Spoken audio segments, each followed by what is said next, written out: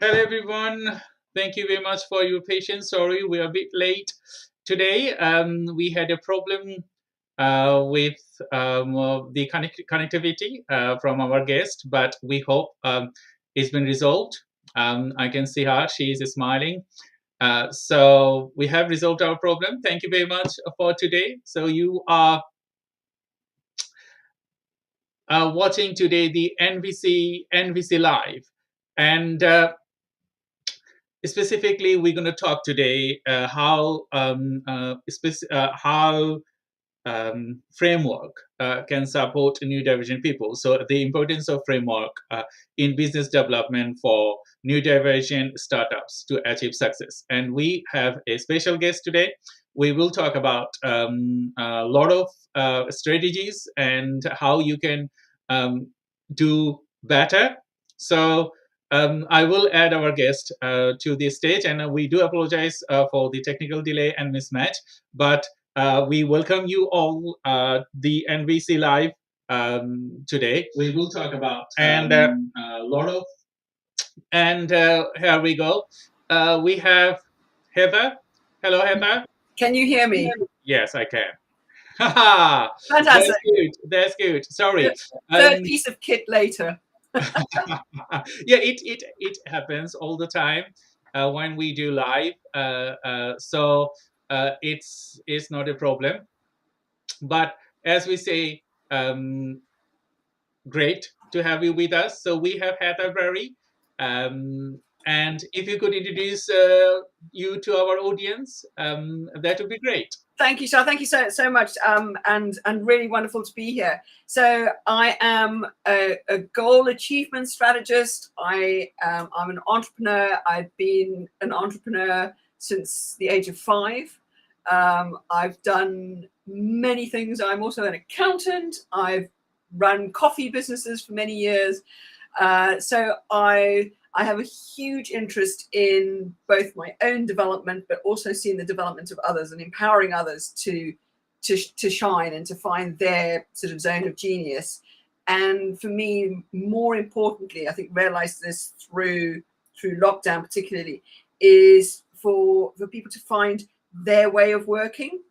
Is that realization that we are all so different, whether there's neurodivergence involved or not. We are also incredibly different. And I think to really take note of that in how we each individually work, because people are trying to stick us into boxes and that just never works. Who wants to be in a box? So yeah, that's a brief introduction to me. I'm sure more stuff will come out as we're chatting. Yes, Heather. So to our viewers, you are watching today's NC Marketing. Sorry, I just mismatching things, and you know when neurodivergent people we are in critical situation like this that we cannot do the connectivity, we just mismatch. So I do apologize for that. I run regular shows with my other webinar from Zenzi Marketing as well as from my TRI software development. So you might uh, sometimes hear some mistakes. So this is today we are purely doing our live on Neurodivergent Business Consortium. And we have Heather Barrie. And if you don't know Heather, if you follow her LinkedIn, she's a coach and she can do a lot of things. I know her personally, and what she can't do, I caution sometimes because she has a lot of expertise, experiences, and she had her own framework. And we're going to be talking to that framework today, and let our audiences know how you can do better. And just to inform you that this webinar was designed to accommodate and do with token diversity, but for technical reasons they could not join. So they informed me yesterday. So I got Heather instead of token diversity. But we will have regular program with token diversity, and we will bring them and their work. But today we just talk about frameworks and how it can improve and how it can support you to grow further. And to audience, if you are watching, please feel free to ask us any question from the comment box. And thank you, Kazi Sarin, and thank you, Mahbub, for your wish. They are our back office team.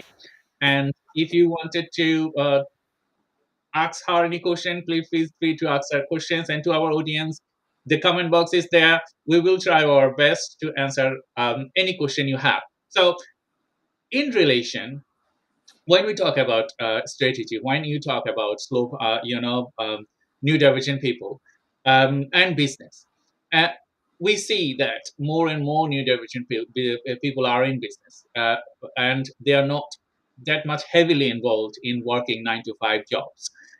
My first question would be, why is this? Why are there fewer people in workplace working under someone or working under a company? Uh, what's the reason for that? Yeah, and it's a great question to start. And one of the things that I forgot to actually include in my introduction, because it's just so much part of who I am, is that during lockdown, I actually went through the process of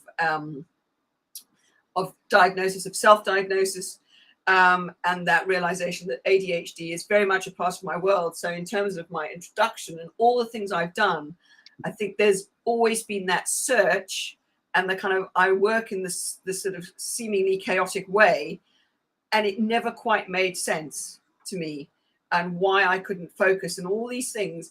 So it's not overwhelming, but it is very much part of my makeup. And I think that I never quite, it's, in hindsight, I can now look back to see where the struggles were that I faced in employment. I did some important jobs, and I had some, I was well paid for being an accountant, which is strange for somebody with ADHD. But I realized that actually that the focus that being an accountant gave me actually enabled me to work really hard. But where I really struggled was for that creative part of me was never given space. And I think that this is part of the challenge for employers, is that we are, people think that they're going to have to make huge changes to accommodate people who are neurodivergent. They don't quite know how to do things. They don't know the language. If we think about it, that we, even starting right from the way our recruitment processes are set up, that they're not designed for people who don't fit the mold, do any of us, but that how the forms are filled in. Certain people will struggle with how the forms are laid out in the first place, the whole recruitment process. So they don't even have an opportunity to show potentially the best, for the best job and match of employer and employee. But because the process isn't designed and adaptable, that people, there's a fear. I think there's a lot of fear as well. But yeah, if we start almost that, you've got to start somewhere. So it's whether we address that in terms of the recruitment, whether we address the support that's available in an organization, whether we start with it's a lot about education. It's about educating employers to kind of go, you don't need to have any fear. And it's about getting a conversation going. There are quite a few people who work as consultants now to work with employers to kind of go, these are the conversations, these are the words, this is how, whether some people don't like the word inclusion because that feels like we have to make a space. It's like, how can you create that sense of belonging for people, that people feel welcome into a space that they can shine?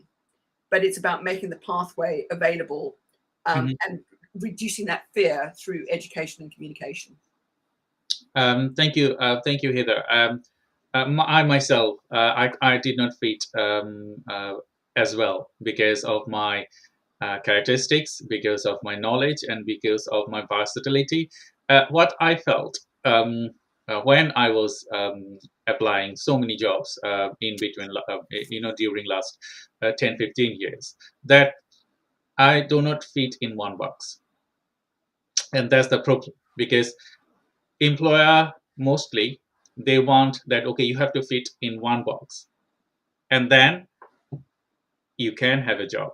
Otherwise, neurodivergent people like me or you, those people, they don't fit in a box. It's difficult for the employer as well to recruit you, because they don't know what your capacity, they don't know what you are good at, they don't know a lot of different things. Last couple of years, I would say it has improved because of, superpower. People say superpower. Now it's in the air that neurodivergent people are superhuman. I don't believe that I'm a superhuman, but what I believe, that I have some characteristics that can do something better than other people. So yes, I have power, that not superpower, but in a way I do work that is different than others. So I think you have maybe same expressions. So in relation to that, what do you think about neurodivergent people? Why there are more and more businesses um, uh, we can see nowadays, and what are the supports available for them from the government, from local organization, or from the local governments? Mm. To be honest, I don't know the extent to which there is much support at all from within government. Mhm. I think that there is more conversation, but I think that a lot of the changes have been driven by people wanting more, by people pushing for change, by enhancing that conversation.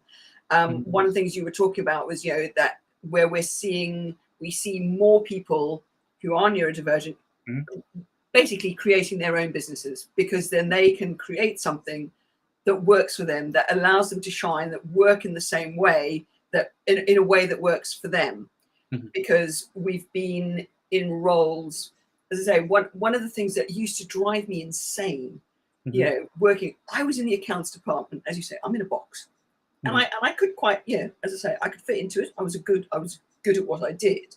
Mhm. But I worked, and I always made sure that I worked in very creative places, Mhm.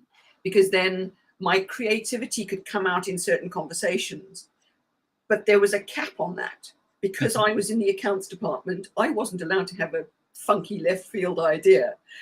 And I'm an ideator. Ideation is my superpower. Yes. That's where my ADHD shows up for me in my workplace. So for me, it's about the strengths and the talents that my neurodivergent enables, and that ideator, and it's so exciting when I can start to work with it, and it was so frustrating. But I didn't understand it. I didn't understand where the frustration came from. I just thought it's because I didn't like being an accountant, Mhm. and actually, it wasn't. I mean, it didn't really like being an accountant, but actually the main challenge was that all this kind of suppression of the ideas, but literally people saying I wasn't allowed to have those ideas Mhm. because I was from the wrong department. Whereas Mhm. I knew that if one of them managed to kind of sneak out into a meeting somewhere, generally it's what people ran with, and Mhm. it actually led to something really exciting and innovative. Mhm. And so for me, I think the core of this, the core of the change, and the core of what we need to be doing is changing the conversation. Yes. It's absolutely we need to be talking with people who are leaders in this, people who are consultants, very specifically, um, and really opening up how we recruit and look for people. There are so many ways with technology and AI and all these amazing things that we can create an exciting gamification, whatever you want to do. I Mhm. think, but I think, there's all these ways. And I think the challenge, though, with that, the opposite to that, is that which way do I try it first? You're never going to attract every single person who is right and Mm. ready and brilliant for a particular role. No. You can't do that. It doesn't matter what you do. But Mm. it's about making the target bigger by exploring different ideas and reaching out differently, so that more and more people will feel confident to apply for roles where they wouldn't necessarily have thought that they'd be welcome. So yeah, communication, education, all of these things. There's so many layers to this. Yes, I totally agree with you because I tried. Yes, I still do work, education, academic. As an academic, I work in two universities at the moment. I'm multitasking, and I cannot get rid of my thinking that I cannot do business. If I failed many times in past 25 or 30 years, and again, it's like addiction to me. Okay, I have an idea, so I will do business because the way I want to represent it, if I wanted to work, I cannot represent that way that I want. And I'm talking many individual businesses as a local, working for Portsmouth, Hampshire, and Portsmouth Council for a business mentor, talking to many businesses here, neurodivergent and neurotypical business owners. What I spotted that most of the neurodivergent people, uh, they do not feel that okay, their idea will be nurtured if they engage in other business. Even partnership also broke. Many individuals that okay, the way they want their partner, they don't want like that way. Individual person, individual talent, individual growth. So I can see more and more neurodivergent people are into business because I think what I have suffered, most of the people have suffered same. Is there any similarity with you as well? Like, okay, you don't fit, even you, we don't fit within neurodivergent Yeah. friends, or neurodivergent businesses or partners. Yeah, yeah. I have a thing that I use when I'm doing my goals framework is that we're all zebra. You know, Okay. we all know what a zebra looks like, and like a fingerprint, every single zebra is different, even though they kind Mhm. of look the same. And we kind of look the same, but we are all so incredibly different. And I think, like you, I'm a bit, here's my brilliant idea, right? I'm going to make a business out of it. Mhm. Uh, but I've sort of learned that Mhm. that actually doesn't serve me, Mhm. and it's and I think that this is where obviously we're here to talk about frameworks, and I think it's both frameworks, it's mentoring with the right mentor, Mhm. and it's building things with the right stuff in place so that actually you can channel the right business, the right idea to Mhm. deliver the right outcome. Because I think otherwise that thing of that sense of failure can be quite high. And I know I'm also hugely sort of positive and focused, as you can probably tell from the energy. Um, but that I would bounce quite quickly, but then I'd bounce into the next idea and the next idea. Um, Mhm. and that was a huge challenge for me. Was it's like, when are you going to land on the thing that's actually going to do the thing that you want to do? And there was a lot of bouncing. But for me, the most important thing in really not containing it, because I don't want to be, don't Mhm. want to be in that box, but in terms of harnessing that knowledge and focusing it differently. So rather than trying to get it into a box, it's like, okay, I get that. So how can I focus that? And what I've done now is that having created my framework, but what I've done is that I can now use that energy, but I flipped it on its head, is that I work with my clients using that energy. So I can bring the ideas and the ideation and all of that, and I can work with my clients for them to achieve what they want to do. So I still get to use their energy and that elasticity in my brain, but I can use it with other people. But I've managed to then build my own, Mhm. framework and business that enables me to use that energy differently. And I think that's been absolutely crucial for me in terms of my development. So again, it's finding. It's all about finding the framework, the model, the method, the place, the everything that works for each of us, because I we'll never all have the same answer. I totally agree with you because I always give examples because I think examples are the good way for people to know your work and how they can do better. When I started, as you said, you started at 5 years old. That's amazing. That's amazing. I didn't. I'm not sure that I have started in that age, but I can see my son. He started when he was like 5 or 3 years old, like selling something, even selling something to us. Okay, I have that. Do you want to buy, or do you want to pay me something in return of that if I do some favors? That mentality, that wasn't my mentality when I was child, because I was very odd child. Normally, neurodivergent people are. But my entrepreneurial things kicked in very early in school levels. So I used to do a lot of different things, but I did not have the framework you said, that framework. I did not have that. So what I did, I had a lot of failures and I also have successes. So based on the failures, based on the successes, and my education, as you said, education is a key backbone of any person they wanted to grow.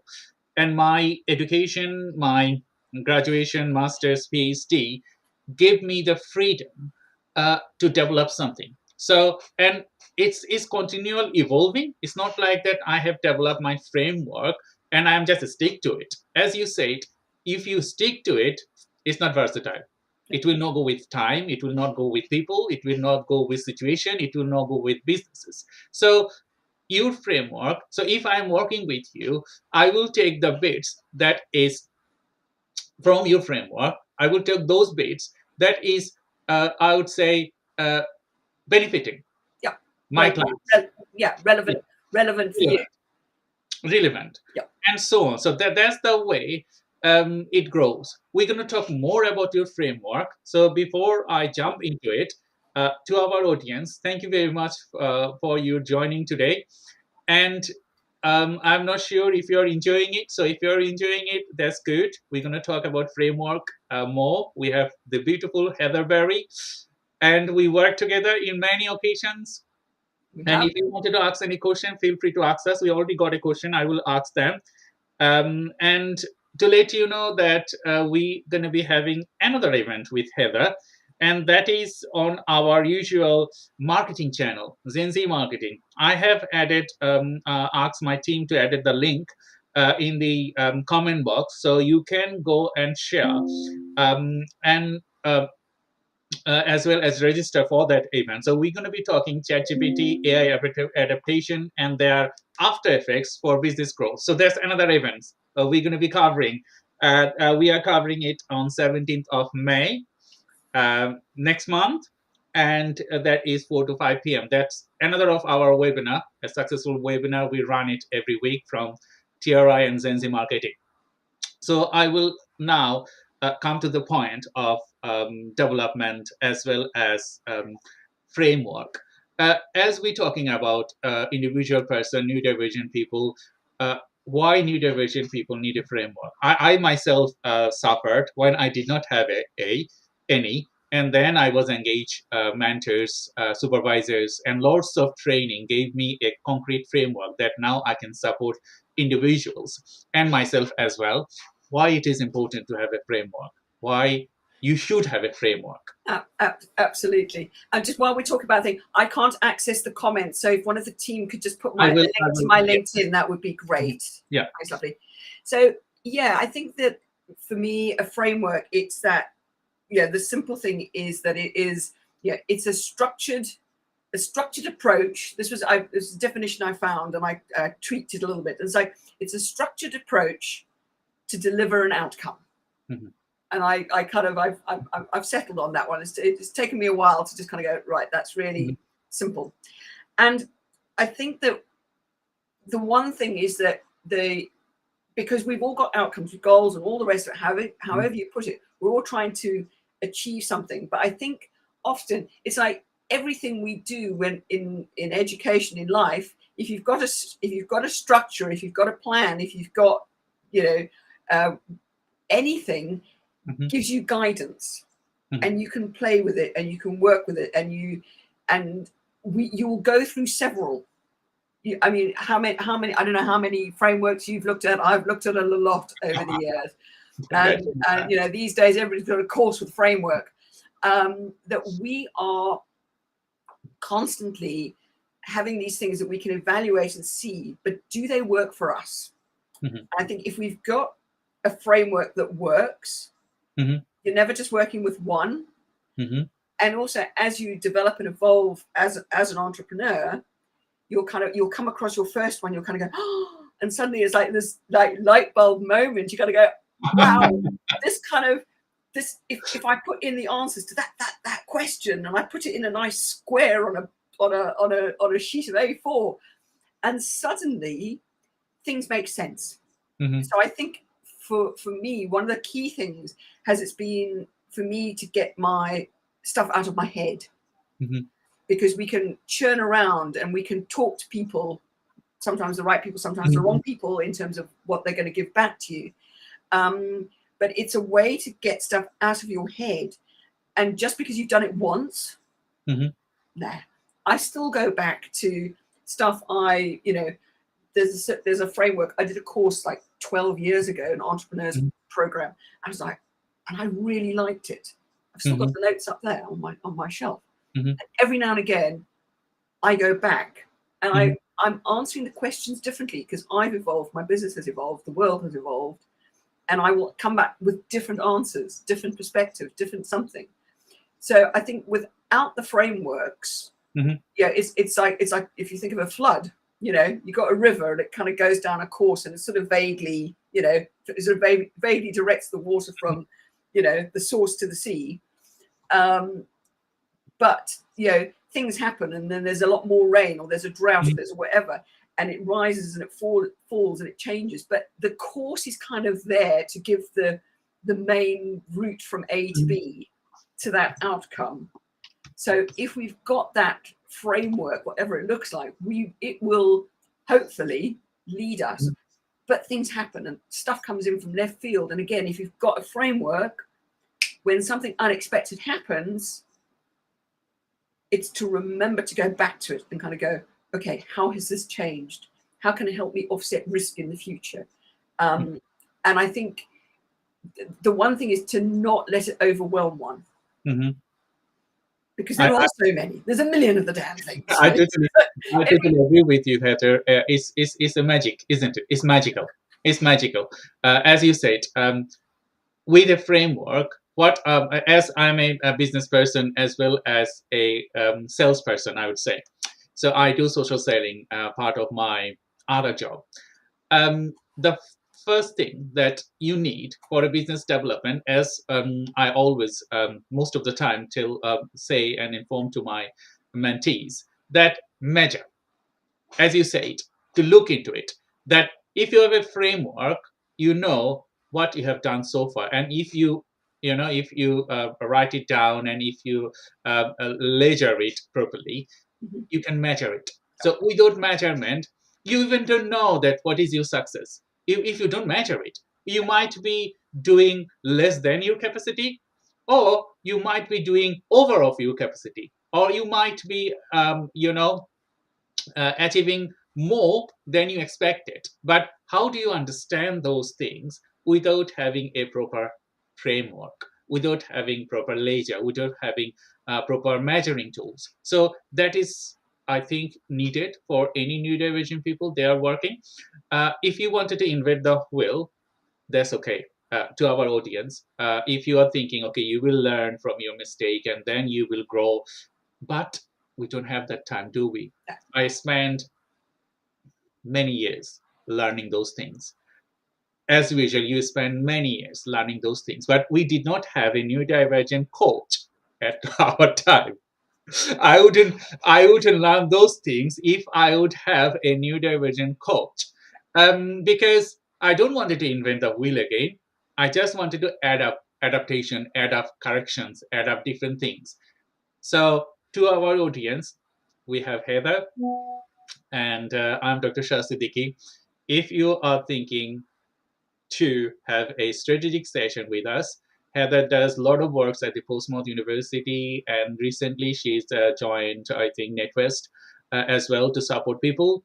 And I'm working for the local government, strategy-based business development, and we know how we can support you, how we can tailor your specific way. Sometimes you think that it will cost money.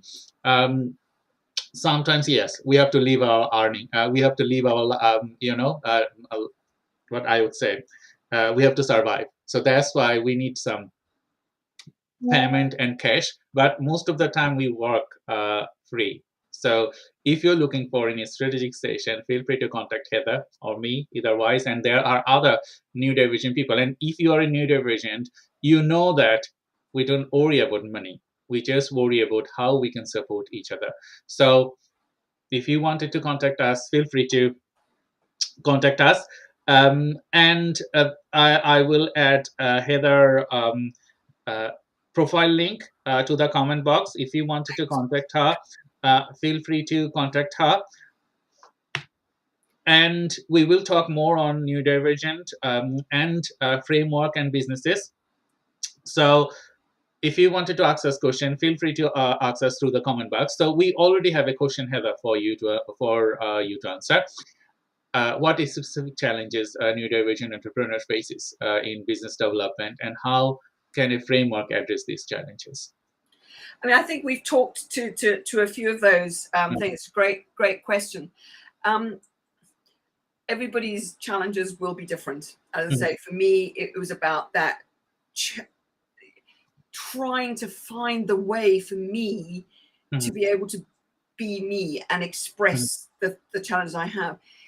Now that I think, for me, the understanding of how the ADHD affects me, it's different for everybody.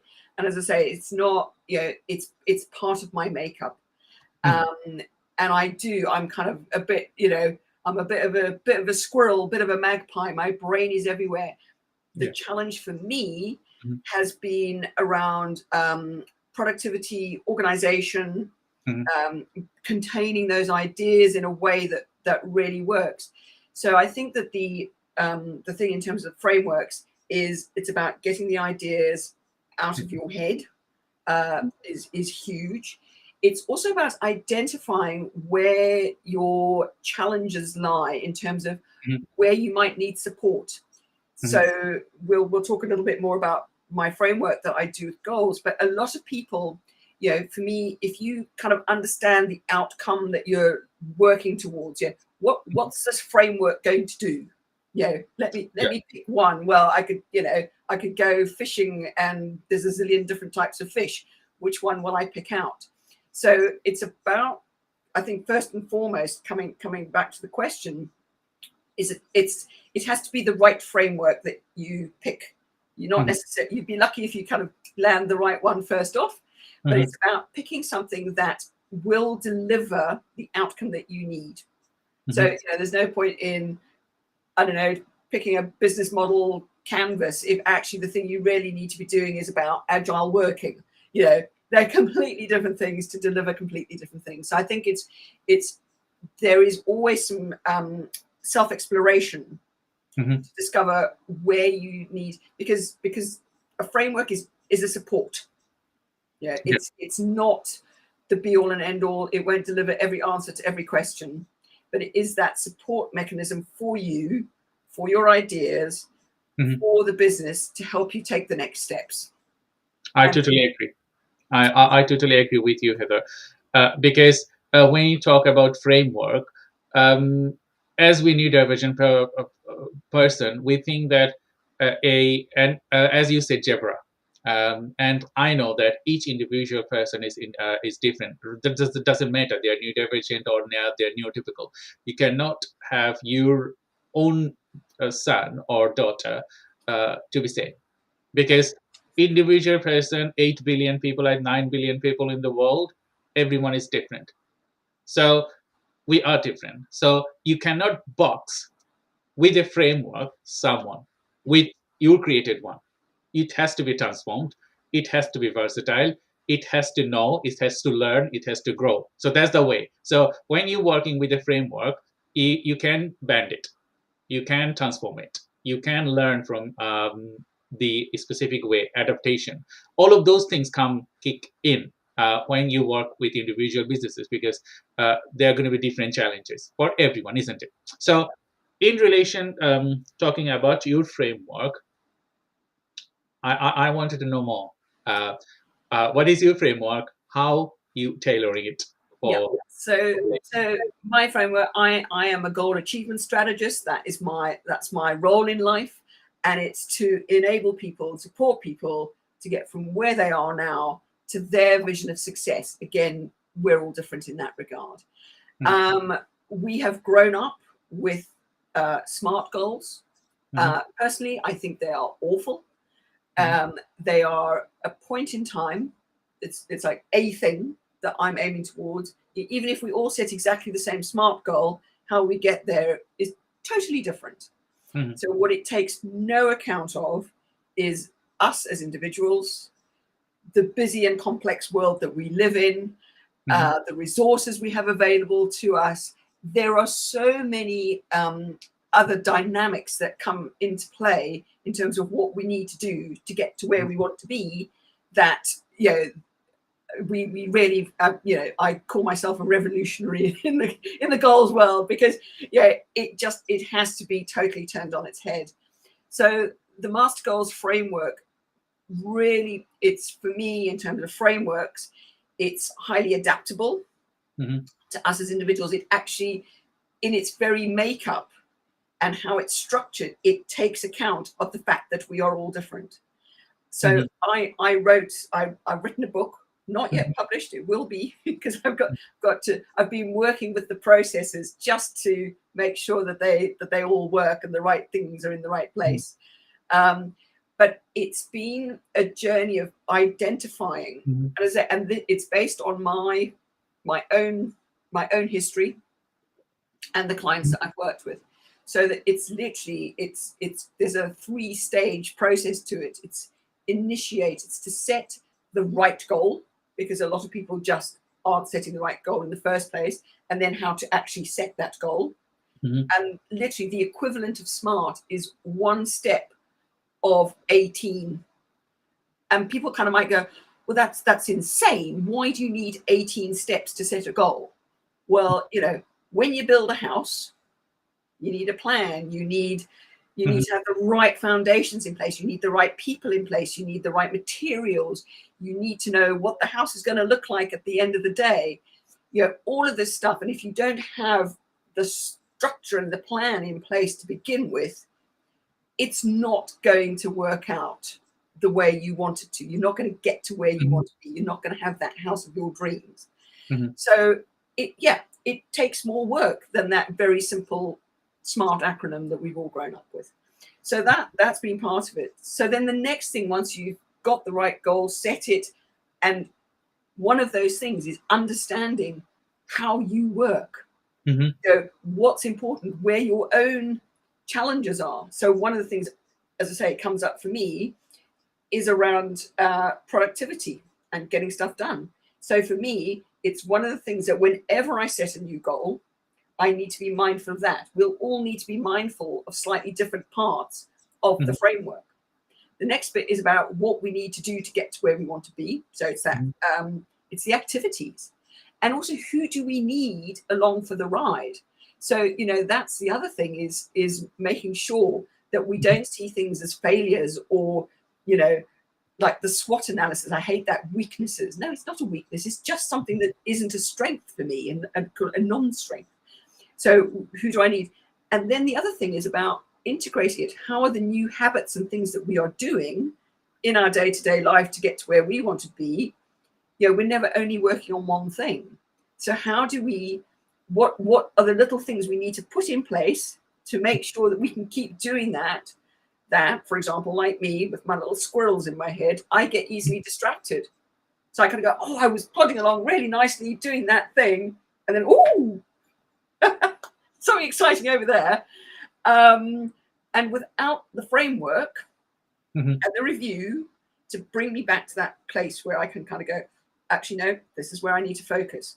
And so the framework consistently keeps me moving forwards, evaluating what I'm doing. Am I taking the right action? Is this getting me to where I want to be? And so a framework, whilst it might seem structured and Mhm. box-like and all the rest, it has to be adaptable and it also has to work with some other frameworks. Yeah. One framework cannot solve everything. I totally agree with you. Thank you, Yeah. Helen, for your breaking it down to our audience, and we appreciate to our audience. We have many audiences today watching this webinar, and we do have a lot of people joined every week. We talk about neurodiversity. We try to engage more and more people to aware them that, okay, if you are a neurodivergent, you have a power. I'm not sure if it's a superpower or not. You will judge yourself, but you have the strength to do things differently, and that will make this world different. Because if you see past stories, a lot of scientists, a lot of poets and authors, business people, and many people are neurodivergent. Even they did not know they were neurodivergent. Now, when we talk to individual persons and people, we discover that, okay, they were neurodivergent and they are neurodivergent, and it always support. We try to tailor the support a specific way. We just have a comment from Thomas Hutchinson. He is partner of Neurodivergent Business Consortium, and he also support me with individual things, and we work together. Thank you, Thomas, for your comment. Yes, I know. When we work individual people for supporting them, the core thing is to bills to pay. Because uh, if you don't have a specific job that you earn money, and I have seen working with Thomas. He's excellent, and he can do things that other people cannot. Even I cannot do those things that he can do. And there are neurodivergent people all over everywhere. So that's why we are supporting individuals. Yes, we have to pay our bills, and we struggle all the time. So in that scenario, I know that you are working, Heather, with many individual people, and you are supporting sometimes free of cost, complimentary in others. In relation to answer Thomas' query, what we should do, what the I think, audience Thomas, should do. thank you for the question, and I absolutely hear what you say, because I that's been part of my journey, was in discovering I wasn't earning because I was consistently looking for and not succeeding in the way that I wanted to. For me, it was about educating myself to understand who I am. That was a big part of it, Thomas. I'm sure you've done this, so forgive me if I'm repeating any things that you have done. Just trying to kind of throw a couple of extra ideas in there. I think working with a mentor, certainly there are a lot of organizations that offer mentoring, as you say, where there's no cost, where people are able, but it is about finding the right mentor, somebody that can support you to make the shifts that you need. But coming back to the conversation at the beginning, it was about the education and the conversation, both for us, but also for prospective employers, who need to start thinking differently. And we are blessed. One of the good things of social media is that there are a huge number of groups of people where you can talk to people, but the people in there are both people in our situation where we're either looking for work, developing our businesses, but also there are employers out there who are much more open. So they want to have the conversation. It's like anything with sort of diversity, whatever the diversity might be. A lot of people are just scared to have the conversation because they don't know the words, and they think, if I say the wrong thing, I'm going to offend somebody, so I'm just not going to say anything.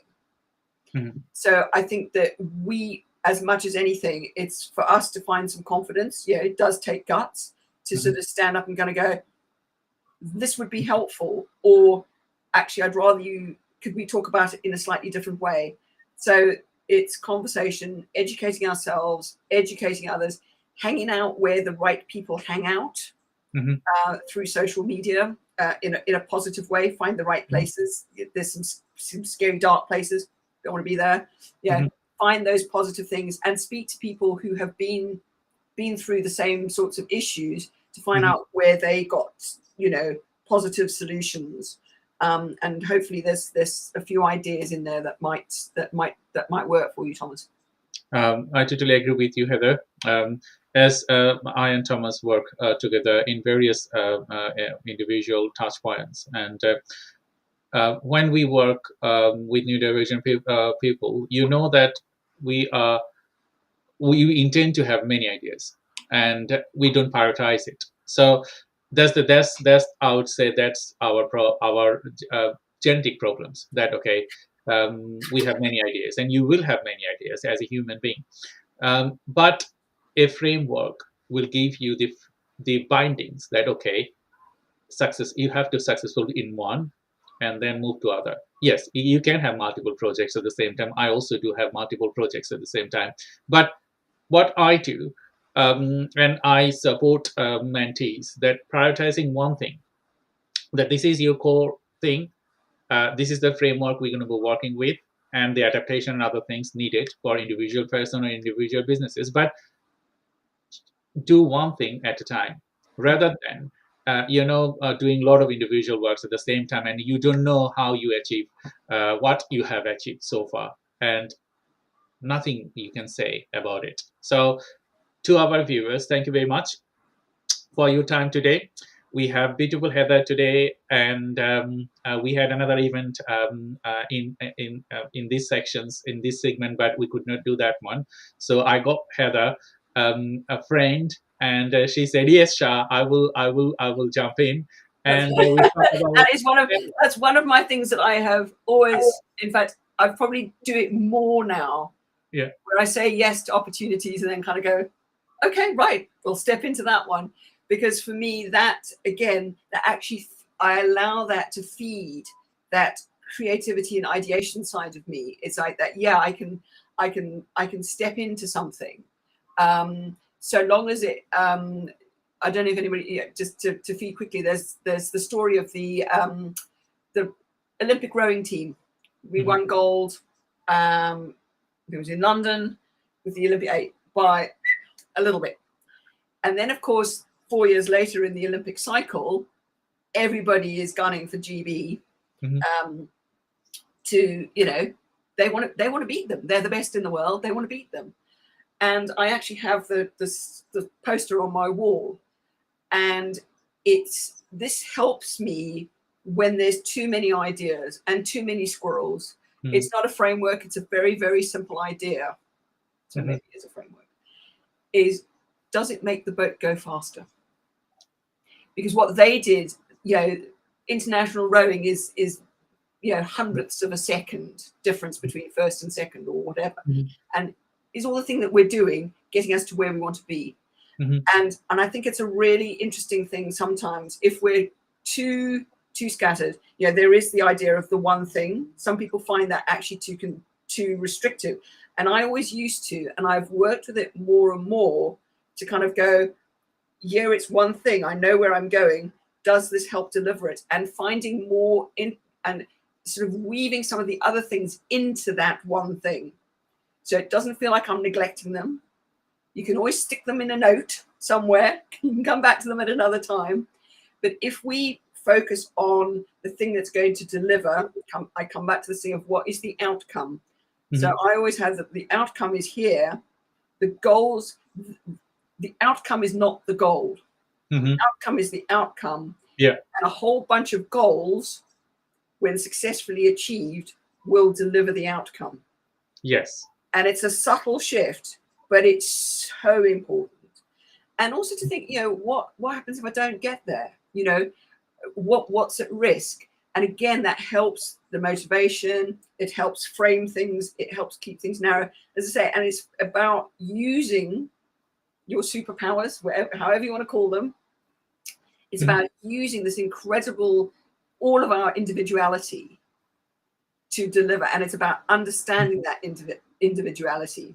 And it's about how we, sorry, there's another question there.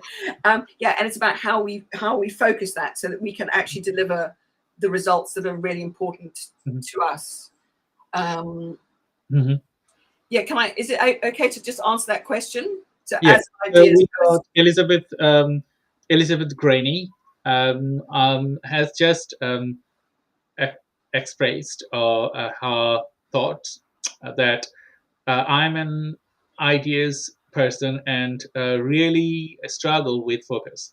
I also used to be a professional sports person, so love the. Uh,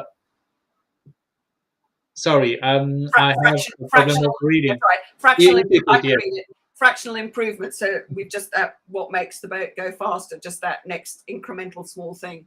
How do I transfer that into my business, as it can be a struggle? Mhm. Elizabeth, totally get that. That's always been my challenge. So for me, it's about it's about finding a framework where you can put your ideas. I think looking a little bit at that what is the destination, the overall vision, Mhm. and then having something that you can do with an idea. Mhm. What do I do with the idea? How do I evaluate? Mhm. So the ikigai, does it bring you joy? Does it bring you money? And do people want to do people want it? Looking at, so again, that's a lovely little framework to evaluate an idea. Ages ago, I might do it again now based on this.